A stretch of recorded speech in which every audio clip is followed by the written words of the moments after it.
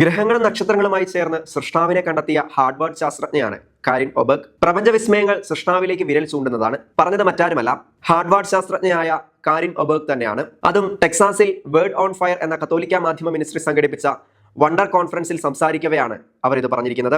ശാസ്ത്ര അന്വേഷണത്തിന് ദൈവവിശ്വാസം എന്നാൽ ഒരു പ്രതിബന്ധമല്ല, മറിച്ച് ഉറച്ച ഒരു അടിത്തറയായി ശാസ്ത്രജ്ഞർക്ക് സഹായമാകാൻ ദൈവവിശ്വാസത്തിന് സാധിക്കുമെന്നും കാരിൻ ഒബേർക്ക് പറയുന്നു. 2023 1000ഓളം ആളുകൾ പങ്കെടുത്ത കോൺഫറൻസിൽ വെച്ചാണ് മുൻ നിരീശ്വരവാദി കൂടിയായിരുന്ന കാരിൻ ഒബേർക്ക് ഇത് വിശദീകരിച്ചത്.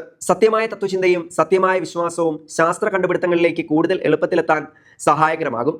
ഈ ആത്മവിശ്വാസം നമുക്ക് വേണമെന്നും അവർ കൂട്ടിച്ചേർത്തു.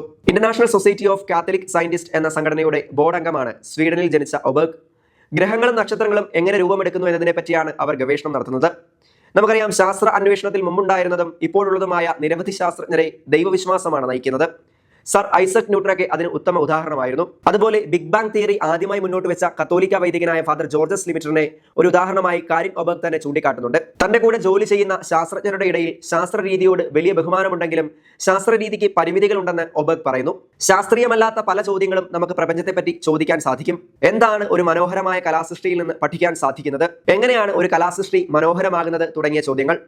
ഇതിനൊപ്പം ഒബേർക്ക് എടുത്തു പറഞ്ഞൊരു കാര്യം, സത്യത്തിലേക്ക് എത്തിച്ചേരുന്നതിന് വേണ്ടി നിരവധി മാർഗങ്ങൾ ഉണ്ടെന്നും ശാസ്ത്രം അതിലൊന്നു മാത്രമാണ് എന്നുള്ളതുമാണ്. മൂല്യങ്ങളെ പറ്റിയുള്ള ചോദ്യങ്ങൾക്ക് ഉത്തരം നൽകാൻ എളുപ്പത്തിൽ സാധിക്കുന്നത് മതത്തിനും തത്വചിന്തയ്ക്കുമാണ്. വണ്ടർ കോൺഫറൻസിന് വേണ്ടി ടെമ്പിൾട്ടൺ ഫൗണ്ടേഷന്റെ സാമ്പത്തിക സഹായവും ഉപയോഗിച്ചിരുന്നു. മതപണ്ഡിതരും ശാസ്ത്രജ്ഞരും കോൺഫറൻസിൽ സംസാരിച്ചിരുന്നു. വേർഡ് ഓൺ ഫയറിന്റെ സ്ഥാപകനും മുഖവുമായ ബിഷപ്പ് റോബർട്ട് ബാരൻ നൽകിയ സന്ദേശവും അന്നേറെ ശ്രദ്ധിക്കപ്പെട്ടു.